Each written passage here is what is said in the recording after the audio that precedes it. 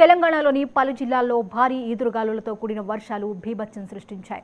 కొమరం భీం జిల్లా కాగజ్ నగర్లో ఇంటి గోడ కూలి ఓ వృద్ధుడు మృతి చెందాడు. ఆసిఫాబాద్లో భారీ వృక్షాలు నేలకూలాయి. మెదక్లో పిడుగుపాటుకు ఇల్లు ధ్వంసమైంది. ఆ సమయంలో ఇంట్లో ఎవరూ లేకపోవడంతో ప్రమాదం తప్పింది.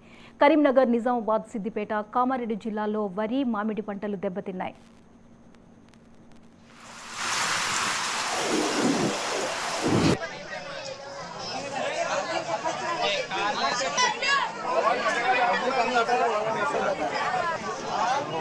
రేపు